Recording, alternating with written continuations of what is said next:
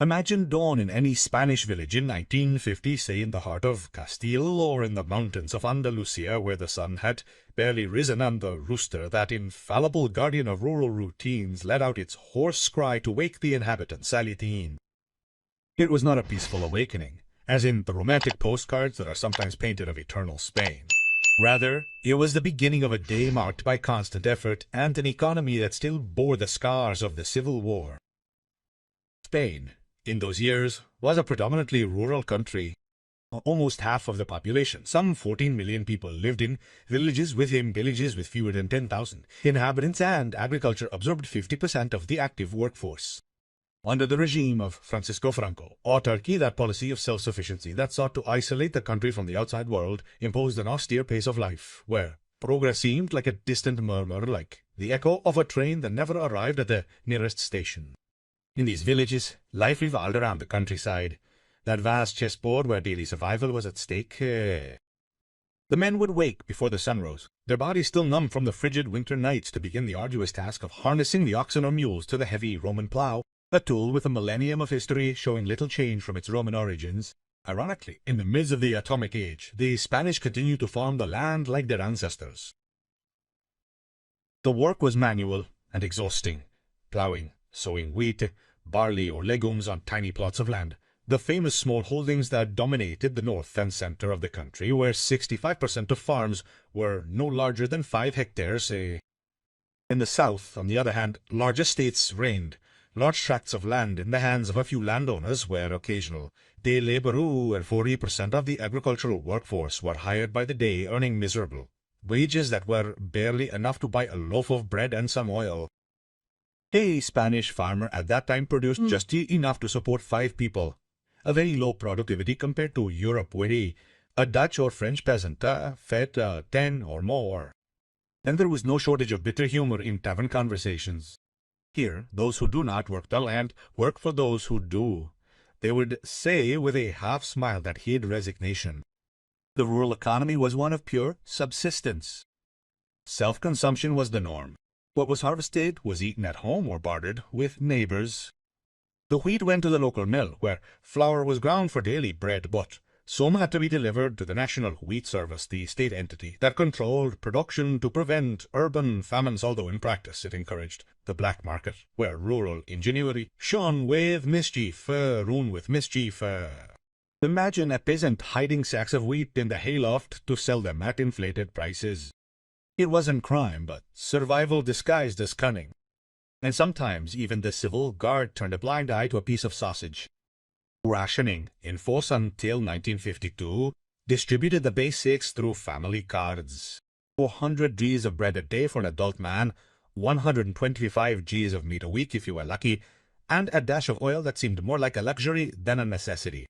In villages like Delitosa, in Cáceres, where half the land belonged to 2 wealthy phalangists, breakfast was a watery soup with bread crusts and oil, lunch a crust of stale cheese, and dinner a second helping of soup, perhaps with potatoes. And the garden had been generous, Malnutrition was common, with only 71 grams of protein a day, and vitamin deficiencies that caused diseases like rickets in children. But in a touch of everyday irony, villagers joked that hunger sharpens the wits, and ours now feels like a knife. Women, the invisible pillars of this patriarchal society, began their day even earlier. They milked the cows or goats in the corral, prepared the fire in the wood-burning stove where the black smoke permeated everything, turning the walls into a smoky canvas, and washed clothes in the river or the public fountain, that meeting point where the social network of the village was woven. The separation of the sexes was strict, a legacy of a national Catholicism that permeated everything. Schools, if they existed, separated boys and girls, as did religious missions. Those itinerant preachers who arrived every few years reminded women of their role as devoted mothers and submissive wives. The women's section, the feminine arm of the phalanx, organized home economics courses teaching how to make preserves or knit with sheep's wool, all with an ideological veneer that exalted the family as the nucleus of the nation. In towns like Abellanosa del Paramo, in Burgos, women participated in the grape harvest or the olive harvest, but their work was not paid. Equally, it was family help, they said, although without them the home would fall apart, and them the home would fall apart. And there was no shortage of subtle humor.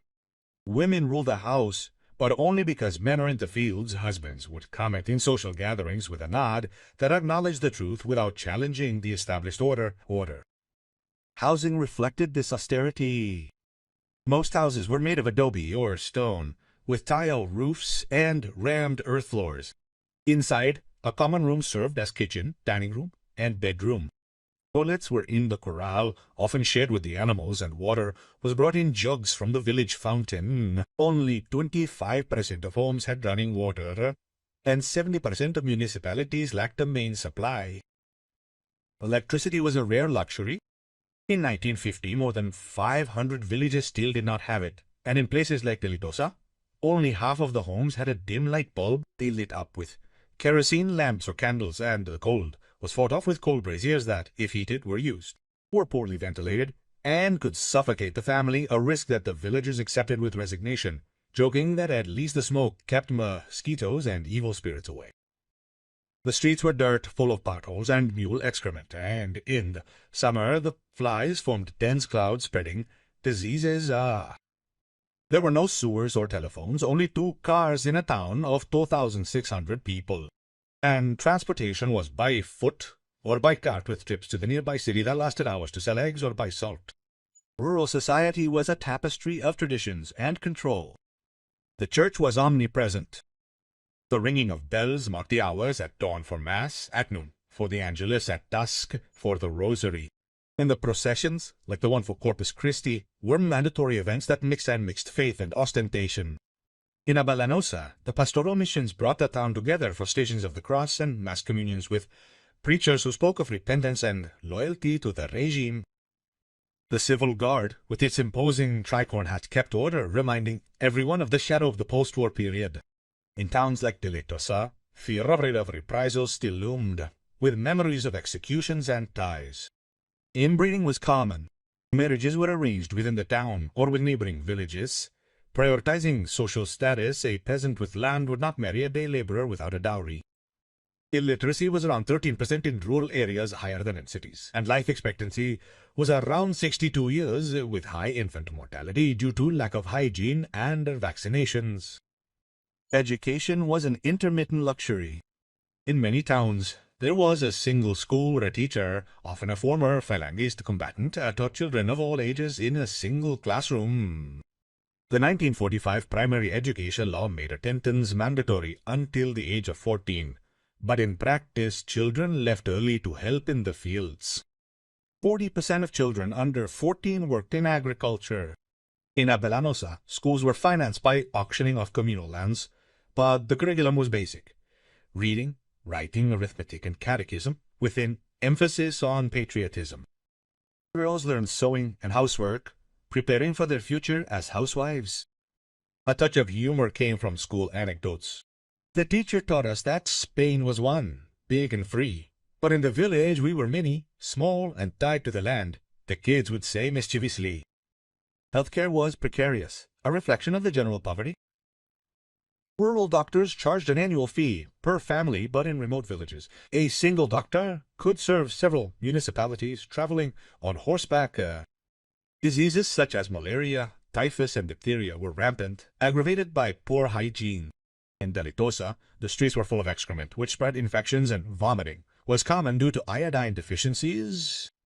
Penicillin, introduced in 1949, it saved lives, but they used syringes that could be reused, a rudimentary method that saved lives more through luck than science.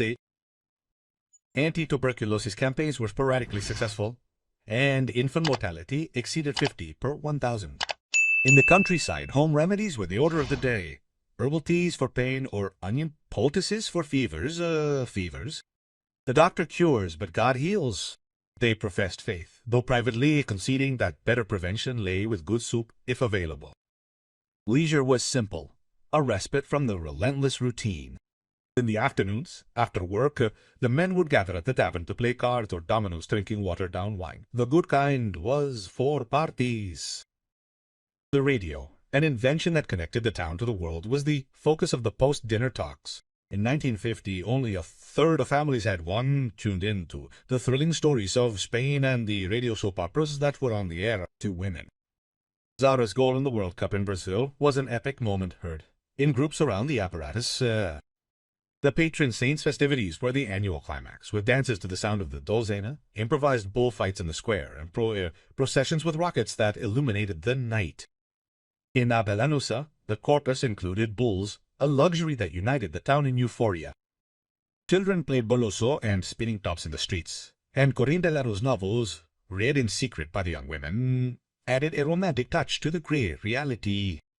But even in leisure time, the regime kept watch. Songs had to be patriotic, and the cinema, if a traveling projector arrived, showed newsreels praising Franco. Toward decade's end, subtle changes started surfacing. American aid in 1953, contractors and fertilizers began to mechanize some fields, and the stabilization plan of 1959 opened up the economy by reducing the autarky. The rural exodus began. Between 1950 and 1960, 2 million people left their villages for cities like Madrid and Barcelona, seeking factories and better wages. In villages like Delitosa, the population was dwindling, leaving empty houses and fallow fields.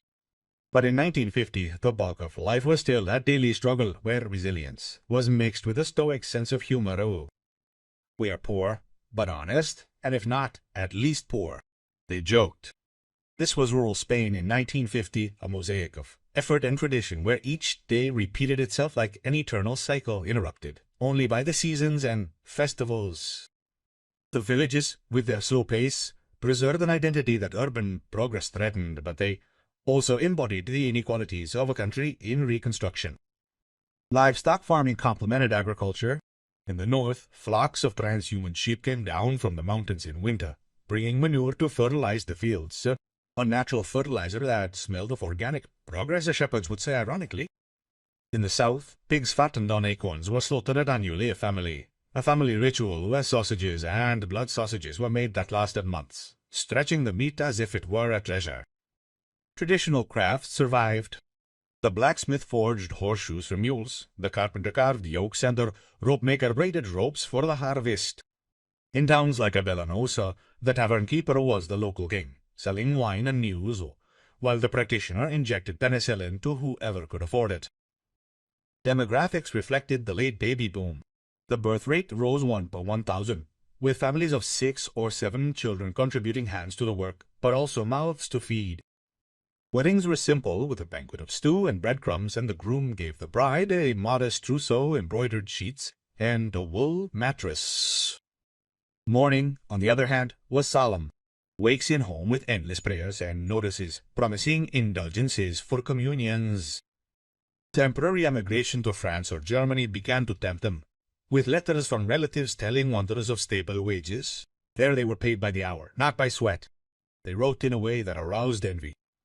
In healthcare, epidemics were a constant specter. Malaria ravaged the Andalusian marshes, where straw huts served as homes for day laborers, and typhus spread in wet winters. State programs, such as compulsory health insurance, covered 35% of the rural population in 1960, but by 1950 it was in its infancy.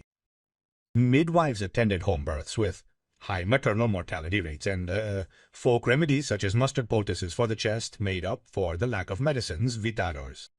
In education, rural schools often lacked books. Children wrote on blackboards with chalk, memorizing the multiplication table and the rivers of Spain. The women's section taught girls how to sew phalangist flags, combining patriotism and manual dexterity. Transportation was another chapter of austerity. The roads were mere bridle paths, dusty in the summer months and muddy during the winter. A trip to the provincial capital could take an entire day by car or bicycle. Few had motorcycles, and cars were for the rich or the mayor. The radio brought the world news of the Korean War or the rise of Eva Peron that contrasted with the local tranquility. In leisure, the annual fairs attracted street vendors with trinkets and lottery tickets that dream of wealth that, in 1950, offered prizes of 600,000 pesetas, an unattainable fortune. That was how life went on, a tapestry of routines where poverty was dressed in dignity. Around 1955, with the advancement of electrification, some towns saw the light arrive, illuminating not only homes but hopes. But in 1950, it was still that deep Spain where humor reigned supreme helped them cope with the inevitable. "We are like wheat. We don't grow, but we grow back," they said, with a seriousness that belied the eternal resilience of the Spanish countryside.